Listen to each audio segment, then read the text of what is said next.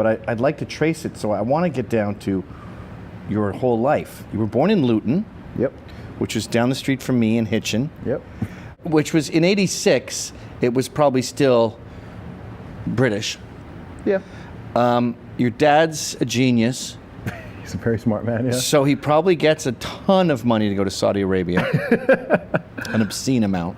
I don't know the figures. I don't know the numbers. Let's guess. $1 million a year in 1988. I don't even know. I don't know. So he goes over there, fine. Does he have an African accent? No, not really. Oh, that's too bad. I love that accent. There's a lot of them.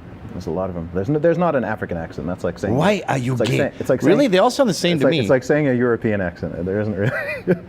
Well, there kind of is a European accent. Yeah. What are you guys doing? We're going down to the disco. We're going to be partying, man.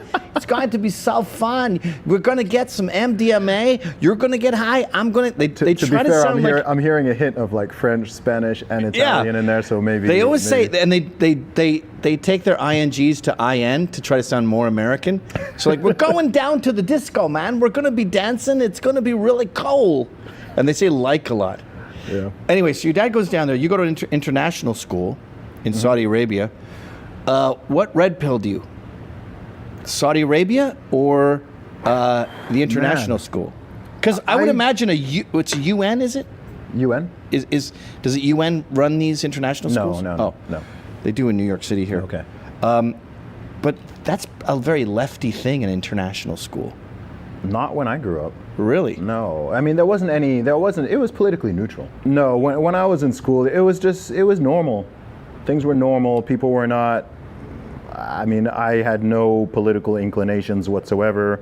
It wasn't really on the radar. They weren't trying to indoctrinate us into anything weird. It was very calm, sane, and stable. So you weren't taught that, like, America was built by slaves? No, I mean, we learned about slavery, as you should. Yep. We learned about the history of the U.S. Because I was essentially in the American school system from kindergarten to 5th grade. So I remember learning about the founding fathers and the Native Americans and the pilgrims, the pilgrimage, and of course. We're talking about, what are we talking about now? 92 kind of thing? Yeah, early to mid 90s. And it wasn't a left-wing thing. No, not at all. No, there were no wings. It was just school. It was neutral. It's like, look, these are the facts. This is what happened. This is history. It wasn't, you must believe this or you must believe that. Because they say political correctness started in the early 90s and it was held at bay for a while, and then around 2005 the floodgates broke. So where would you be in 2005? How old would you be, Zuby? 2005, I was at Oxford University. Oh, really? Yeah, 2005 I was in university. And Oxford must have been left-wing at the time. No. Really? No. This is what I'm saying, right? It's all of this stuff is in the past decade. In terms of how it is now, it's like the past 7-8 years, things have really 2011. Things have really swung.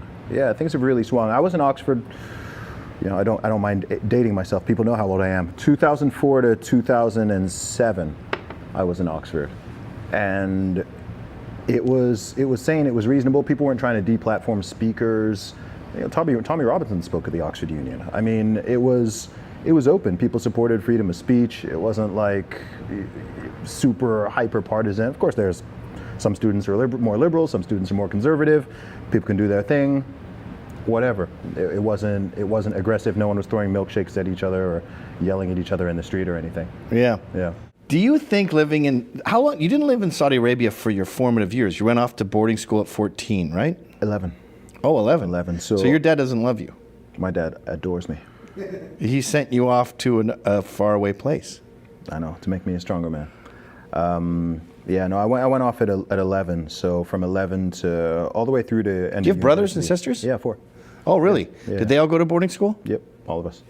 I wanted to send my kids to boarding school, but my wife's a softie and she just couldn't. But I was talking to Tucker about it, okay, and he goes, everyone I know that went to boarding school is successful. Now, I don't know if it's a chicken or the egg, but he said all the producers at Fox went to boarding school.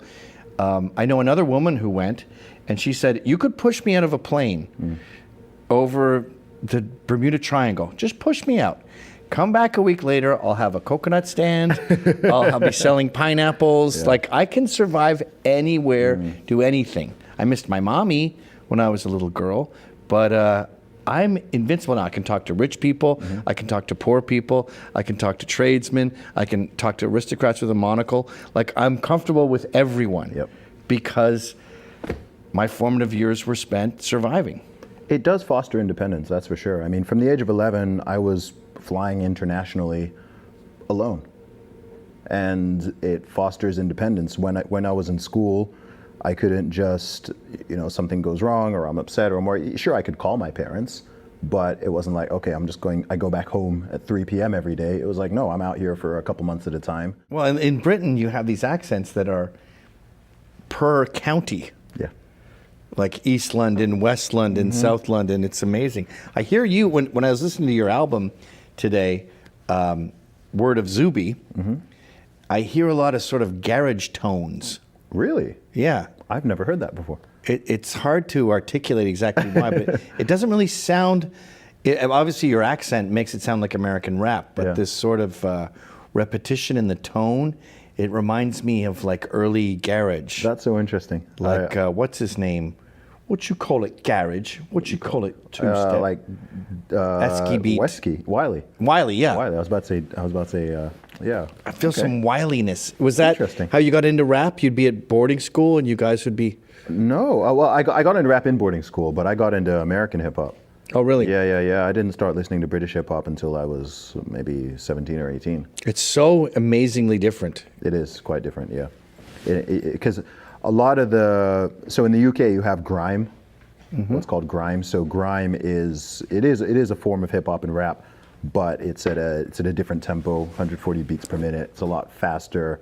The style of rapping and delivery is quite different. So if you're listening to guys like Wiley, Dizzy Rascal, those are grime artists. So it's quite different to normal hip hop, and it does have a lot of garage influence in it. But then you have other British rappers who are kind of more pure hip hop as well. So it tends to be slower tempo and more comparable to mainstream American hip hop, but with a different accent. And is this your future? Are you going to pursue rap? Man, I've been a rapper for 15 years. This is my... I know, but what's Zuby in 10 years? Are you doing podcasts? Are you doing rap? I'm doing all the above. It's okay. I'm doing all the above. I already do everything that I love doing. I just want to do it all on a bigger level and for more and more people. I want the podcast to continue growing. I want to release more books. I'm going to put out more albums. I'm going to do more concerts. I just want stuff to keep growing. I don't see myself just in one lane.